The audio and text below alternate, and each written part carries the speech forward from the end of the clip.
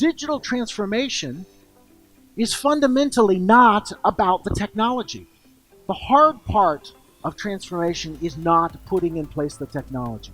Yes, that will be part of your execution and your implementation, and it takes time, and it takes money. But the hardest part is actually not the technology. It's changing the way we think as a company. How do we think about our business and our future? And the reason that is so hard is because companies are like individuals. Companies are like people. And when a person is born, how many of you have children? Probably most of us, almost all of us. So when your child is born, just as a baby, right, their brain is very different than ours. Very different brain. And what we're learning from neurology is the brain is different because the connections between their neurons are changing constantly at every moment. Right? And they're just soaking up everything around them. They're very receptive to stimulus, right? That's how they start learning language very quickly. But what happens is, as we grow, our brains change. And our brains start to lay down, it's like laying down railroad tracks or putting out a highway system. We start to fix the lines in our brains between the neurons. They're no longer changing at every moment. They're becoming etched like a map. And what that does is that allows us to gain all sorts of skills. We learn language, we develop social skills, we can walk into a room and tell what people are feeling. We can do many amazing things. We develop intuition in areas of expertise. We learn to ride a motorcycle, if you're Roberto, all these skills. But what changes as our brain evolves is we are less perceptive of everything around us. Right? So we become very good at certain patterns, but if you take a person and put them in a very unexpected environment, an adult is much less likely to actually see what has changed around them than a small child, right? Because they are so used to the patterns from the past. This is the same challenge that companies face, right? Companies are like people, and so you build a company up over time and you establish your organizational structure and your processes and your systems, the way you get your goods to market, your partnerships, your channels, all of these things are established over time, and you get very good at them and you become very skilled. The hardest part is when you change that environment of that company, say take that from the pre-digital era and put that company now in the digital era. The hardest part is to even look around you and see what has changed, to start to think differently about all the assumptions you've made. So the second thing that I said we have to think differently about in the digital era is competition. And really this comes down to who are we competing with, right? And most of us, we have a familiar set, whatever your business is. Oh, who's our competition? And certain companies come to mind, right?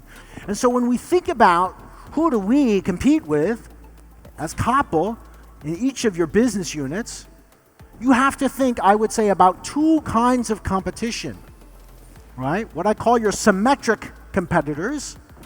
These are companies that are competing with your value proposition. You offer a service, they offer another version of that service, and they have the same business model, right? These companies have to invest in the same kinds of assets, hire the same kinds of people. They're delivering a similar offering at a similar price, right?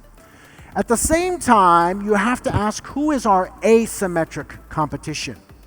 Right? These are companies that offer value that competes with yours in some sense, right? It may not replace it, but they want to be the more important value. But they have a very different business model, a very different business model. And therefore, the way that you compete or manage that relationship is very different than what we think of as sort of our traditional competition. Right? So really important that we take this more broad view. So the fourth domain that we have to think differently about in the digital era is innovation. Now innovation is tricky because innovation is always inherently risky, because whenever you're innovating, you're doing something new, right? And so you don't know if it's going to work. Now how do we manage that risk? All right? That's a perennial question for any business. When you're trying something new, how do you manage the risk?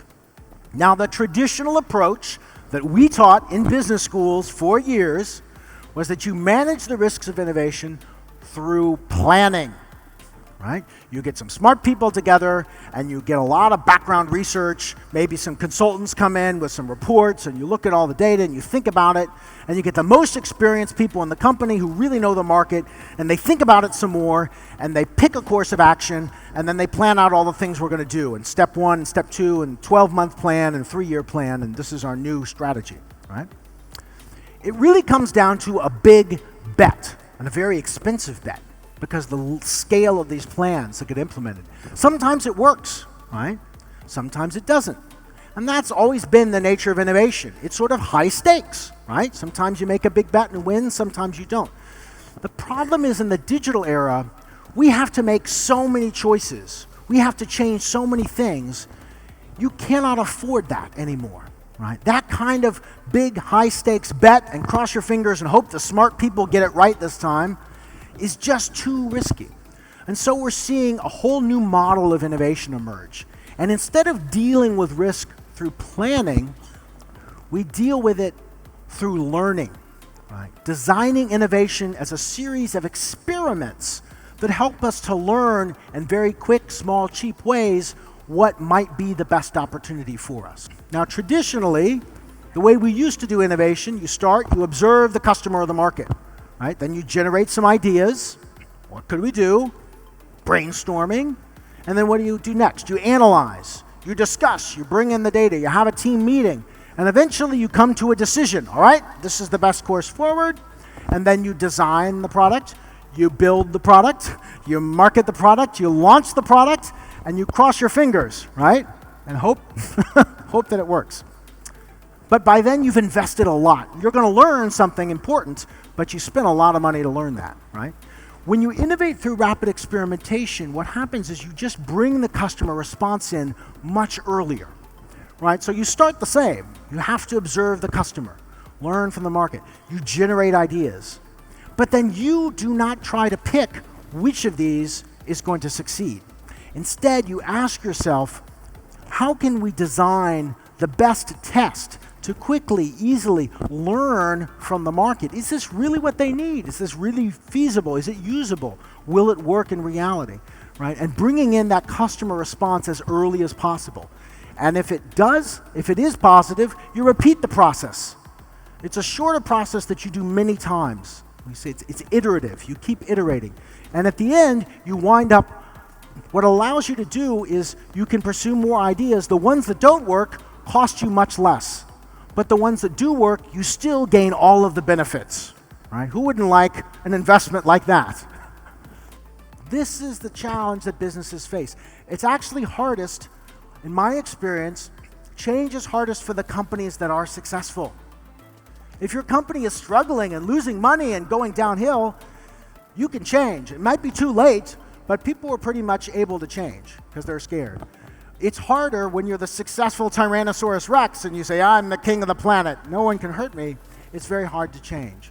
And so, we have to take that humility and recognize that, this is what happens to businesses who are great leaders and don't change, right? At some point, it catches up with them, right? Whether you think of Kodak, one of the world's greatest brands, incredible business for decades, they could not believe what was going to happen in the photography space. The interesting thing about Kodak, they actually invented many of the early patents for digital photography. They could innovate, they just couldn't believe the impact of their own innovations. They couldn't believe the world would change that much. And so they kept doing what they always did, and they went bankrupt. Companies like Blockbuster, they had a view of how we wanted to experience entertainment. Netflix came along with a different vision. They just couldn't believe the world was going to change that much. They say, we're so successful. How could this really be a threat to us, right? Does anyone remember the Encyclopedia Britannica? Right? 33 leather-bound volumes, the whole knowledge of the world, right? Was printed for 244 years. Imagine that, 244 years. So when they announced they were no longer printing the books, most people assumed they must have gone out of business, right? The surprising thing is they were not disrupted. The company is still here today, right? because they have transformed themselves. And then Wikipedia came, as you mentioned, right? And then they did such a good job. If you're going to do an online encyclopedia, gee, how are you going to compete with that? But the thing is, Britannica survived because they kept their focus on who? The customer. One of the interesting characteristics I see of companies that are good at that is they are, in terms of their kind of culture and their attitude, they are very outside in. They're very porous. They spend a lot of time talking with and interacting with people outside of the organization. And that is really essential. You know, one of the things that I talk about companies have to do is you have to develop a theory of the future. And that means both of what I call a future-facing view. A viewpoint, where do you see your industry going, or your industries, if you're in more than one? So where do we see retail going in Mexico in the next 10, 20 years, right? Where do we see financial services going, right? And then try to identify for yourself, what is the space that we want to occupy, right? Because strategy is all about choosing what you do and what you don't do, right? And say, given our strengths, who we are, if this is what the landscape is going to look like, where do we think we want to be positioned? But to get that view of the future, you have to get, that's what my friend Steve Blank says, get out of the building. He says, good entrepreneurs always get out of the building. If you're sitting inside your conference room, putting up Post-its on the wall, you're never going to understand what's going on in the lives of your customers. So companies that are very good at bringing in outside voices, sending their people out, setting up partnerships, right? Working with startups. A lot of the companies I see there, part of how they do this is they set up a corporate venture fund. They're not really trying like a traditional venture capitalist to say, well, we're going to make all of our money investing in the next Facebook or Twitter. They say, look, we're going to give a little bit of money to a lot of startups primarily to learn from them, right? What are their ideas for retail? Where do they see financial services going in our industry? What problems are they trying to solve? If you think one of them is doing really great, then of course you can try to buy them or give them more money, but it's really about bringing in that relationship. And so innovation can't be something that just happens from the inside out.